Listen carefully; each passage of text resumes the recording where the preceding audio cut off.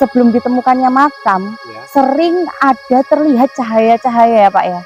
Itu seperti apa sih Pak?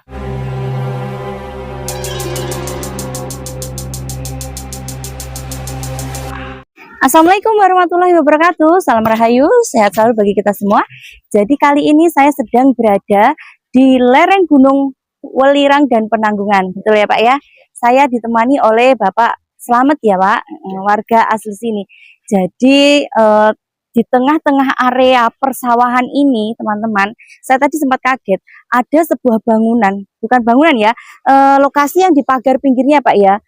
Dan kelihatan dari sini itu makam ya Pak ya. Jadi makam yang tiba-tiba muncul di tengah area persawahan. Nah, seperti apa makam tersebut kita akan lihat bersama-sama, Pak Slamet. Iya, Pak ya? Iya. Iya. Ya, Oh iya iya.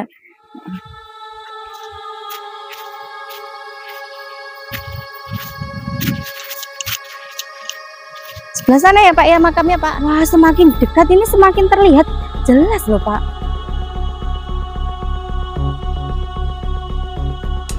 Tapi ini aneh loh Pak, kok di tengah persawahan kok ada sebuah makam. kita coba. Oke Pak. Oke Pak. Kita sudah. Wah, iya. Wah, ini benar-benar pemakaman ini Pak ya. Wah, dan hanya ada beberapa makam saja ya Pak ya di sini ya Pak. Ya, kalau kita lihat sih memang beberapa. Tapi ya, saya sebenarnya tidak tahu pasti ya. Saya lebih muda, maksudnya itu dari wong tua-tua. Dari mbahku. Ya. Ya. Kita kan pernah mendengar cerita-cerita dari para tetua. Iya. Yang turun temurun. Dulu memang di sini tuh masih berupa apa ya, semacam gundukan sedikit gitu ya. Gundukan, namun batunya sudah ada ya Pak ya, makanya terlihat seperti makam. Kalau batu-batu ini kelihatannya baru dia. Oh. Ya, kemudian kok sekarang dibangun. Karena zaman sekarang banyak sekali tempat-tempat yang dulunya tidak dikeramatkan atau apa, sekarang ini dibuka dan dibersihkan dan disakralkan. Oh, ini juga ada apa? Ini untuk istirahat atau seperti apa Pak? Bagi warga menyediakan tempat ini memang sengaja ya untuk dibuat istirahat bagi orang-orang yang ingin berziarah. Oh, ini ada sapu juga. Iya. Jadi memang masih ada beberapa orang yang berziarah ke sini ya Pak ya, ke makam ini Pak ya. Walaupun kondisinya sudah apa namanya nih tidak terawat ya. Oh ya. Wah, ini bagus ya Pak ya. Wah, batu-batuannya ini ada batu, teman-teman bisa lihat ya di sebelah sini. Jadi ada batu yang ditutup kain yang menandakan bahwa tempat ini memang disakralkan, seperti itu. Betul seperti itu ya Pak ya? Dan tempat ini banyak sekali mempunyai tinggalan-tinggalan yang sangat bersejarah. Seperti apa itu Pak? Ya, yang bisa kita lihat? Di sini kita melihat ada bongkahan batu bata kuno. Wah, ini fragmen batu bata yang tidak ada di zaman sekarang. Bisa bawa sini Pak. Nah, teman-teman bisa lihat semua ya.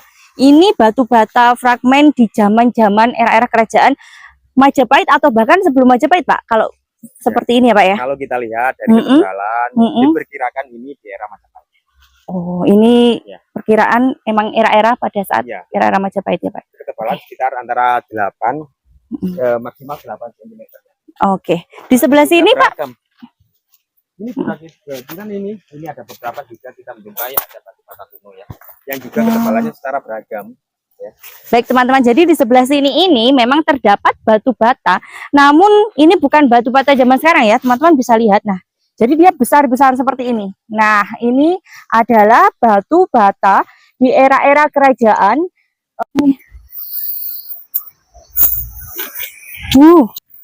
Nah, jadi ini benar-benar unik sekali. Jadi terdapat makam di tengah-tengah area persawahan di lereng Gunung Welirang dan Gunung Penanggungan. Dan ini makam ini hanya beberapa saja ya Pak ya. Nah, ini seperti apa sih Pak? Menurut jenengan ini pemakamnya siapa? Kalau kita lihat dan saya pernah dengar dari para tetua. Ini makam-makam tokoh-tokoh pada waktu era zaman kerajaan. Era Majapahit nih Pak. Era Majapahit. kemungkinan juga bisa sebelum era Majapahit. Sebelum era Majapahit. Kemungkinan ya. Oke. Karena apa? Karena di sini tuh gimana ya? Seperti kalau kita lihat jumlah ya, seperti pejuang di zaman dahulu. Oh, pejuang Ya. di zaman dahulu, atau mungkin tentara-tentara pada era-era pejuang kerajaan juga seperti itu ya Pak ya.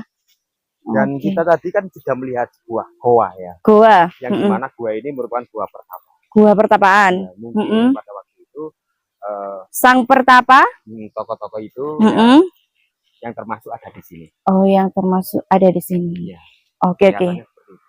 Oke. Jadi teman-teman, kemungkinan pada zaman era dahulu itu karena kebanyakan orang-orang tokoh-tokoh kerajaan kan memilih dirinya untuk mokso, yang berarti mereka memilih tempat-tempat tertentu untuk bertapa, dan pada saat pertapaan mungkin beliaunya dimakamkan di area seperti ini, di area sini Pak ya.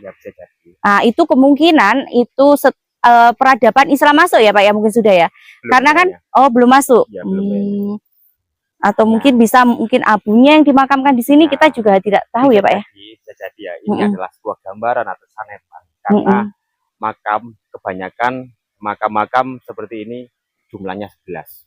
Oh, iya. 11. Nah, itu ada sebuah gambaran dan nilai-nilai filosofis yang harus kita cerna dan kita pahami. Karena para leluhur, khususnya orang Jawa, suka sekali meninggalkan sebuah jejak-jejak sanepan atau bahasa kiasan. Betul. Agar nanti kelak di masa depan bisa jatuh di tangan yang tepat. Betul. Karena apa? Karena bahasa sanepan itu hanya orang-orang tertentu yang bisa memahami. Dan tugas generasi berikutnya adalah belajar dan mempelajarinya, gitu ya Pak? Ya, ini yang jadi salah kaprah ya. Kita memang harus belajar dari sejarah ya. Iya. Tapi kita nggak harus kembali di era sejarah. Kita harus bisa mentranslate ya dari era bersejarah ke era modern, agar ya kita bisa menerapkan kehidupan selayaknya di era modern dan tetap membawa jiwa-jiwa dari para leluhur. Oke, betul Pak. Ya.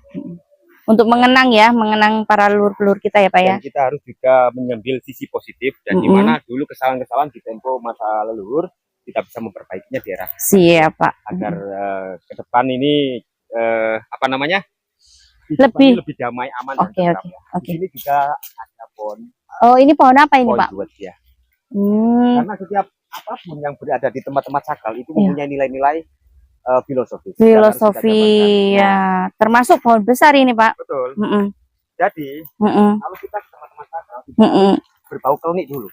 Oke. Kita harus mencari tahu kenapa kok tempat ini seperti ini dan kenapa kok ada barang seperti ini gitu ya. Oke Pak, baik.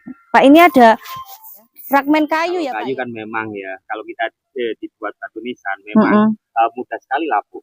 Oh, makanya diganti dengan batu. Iya, beda sekali dengan batu. Oke. Dan ini batunya teman-teman bisa lihat ya, ini asli batu kali. Nah, iya, batu andesit yang dipakai untuk membuat candi. Batu candi ya, ini batu-batu andesit. Oke, kita ke sebelah sana Pak. Ya.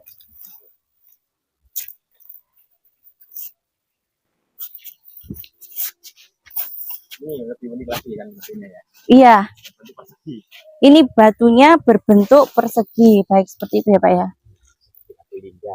Batu lingga, ya. Jadi asal muasal nih Pak, kabar yang beredar nih, katanya dulu di sini itu sebelum ditemukannya makam, sering ada terlihat cahaya-cahaya ya Pak ya. Itu seperti apa sih Pak? Oh begini kalau itu ya. Sebelum itu memang di sini kan masih berupa rerumputan ya, dan beberapa peninggalan-peninggalan ini masih terbuka. Semak-semak lah, masih belukar ya Pak ya. Masih orang-orang itu masih menganggap cuman batu-bata biasa. Biasa. Gitu ya. Itu ada salah satu orang ya yang bercerita, dia itu bermimpi tentang ada suatu cahaya yang turun. Ya. Cahaya itu turun, kemudian bersinar di tempat ini. Di tempat ini Pak, bersinar. Nah, pada waktu bersinar itu pas warga kesini ditemukan masih dalam keadaan semak belukar seperti itu Pak. Kemudian dibersihkan dan pertama kali ditemukan itu mungkin batuan kuno yang ditumpuk di sebelah sini Pak. Kalau enggak salah ya, dulu itu hanya satu orang yang menemukan ini, Ya. Pak. Terus kemudian setelah dibuat tempat ini sakral kan, Disakralkan, kemudian sampai sekarang dibangun. dibangun seperti ini. Nah, Oke. kalau masalah cerita yang lebih jelas lebih lanjut nanti saya benar-benar kurang tahu ya, karena Iya, ini oke. adalah cerita dari rakyat keluarga. ya. Jadi buat Keluarga. teman-teman ada yang mungkin lebih tahu cerita tentang tempat ini, mungkin nanti bisa tambahkan di kolom komentar ya, karena kita memang sama-sama belajar sejarah. Betul seperti itu Pak ya. Betul Oke, sekali. kita ke sebelah sana Pak Samad. Ya, meskipun saya dari daerah Indonesia, namun apa saya juga manusia biasa yang kadang menerima sebuah cerita itu saya salah pendengaran atau gimana gitu ya. Oke, nah ini mengenai jumlah makam Pak, memang benar makam ini tadi itu terhitung ada 11 makam. Ya. Nah menurut Bapak Slamet itu memberi arti atau membeli kiasan sendiri ya Pak ya? Itu ya. Artinya apa Pak dari 11 ini Pak? 11 itu memang angka keramat ya. Angka keramat. Jadi 11 itu satunya adalah pancar, 10-nya adalah sifat-sifat malaikat yang berada di dalam diri kita. Oke. Itu harus diaktifkan semua. Kita akan menjadi manusia seutuhnya. Oh iya. Karena apa? Karena sesungguhnya di dalam diri kita itu mempunyai banyak sekali ya sifat-sifat. Ada sifat hewan, ada sifat iblis, dan juga setan, jin itu semua ada di dalam manusia. Ya kan? Betul. Jadi untuk memfungsikan sebagai manusia yang sesungguhnya, kita harus mengaktifkan 11 sifat malaikat. Oke, 11 sifat malaikat. Nah, itu baru kita menjadi sosok manusia. Nah, itulah yang disebut manusia itu lebih mulia dari makhluk lainnya. Sebelum jadi itu, jangan menganggap kita itu manusia mulia. Oke, siap Pak. Ya. Nah, ini ya teman-teman, kita juga belajar ya ini mengenai arti kiasan kehidupan juga arti diri sendiri kita ya. Seperti itu ya Pak ya? Iya, betul. Ya, mungkin dari teman-teman nanti ada yang lebih tahu tempat ini pendapat, karena setiap orang itu kan punya pendapat masing-masing ya. Betul. Kita boleh tidak juga pendapat orang lain, kita boleh tidak percaya, tapi kita wajib menghargai.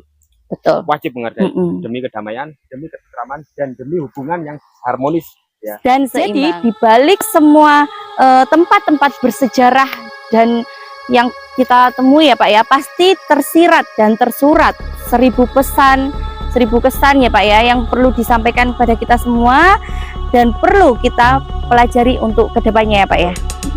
Termasuk juga tempat ini dan banyak tempat lagi yang mungkin susah untuk dinalar ya. Secara ini area pemakaman yang belum pasti, jadi ini belum pasti Pak ya, yang dimakamkan di sini itu orang atau mungkin perabuan atau bahkan mungkin pusaka. Semua itu adalah tanda tanya besar. Tugas kita untuk memecahkan ini semua Pak ya. Oke, jadi sampai di sini mungkin ulasan tempat yang kita sampaikan pada hari ini. Semoga bermanfaat dan kurang lebihnya kami mohon maaf yang sebesar-besarnya. Terima kasih Bapak buat waktunya dan Assalamualaikum warahmatullahi wabarakatuh.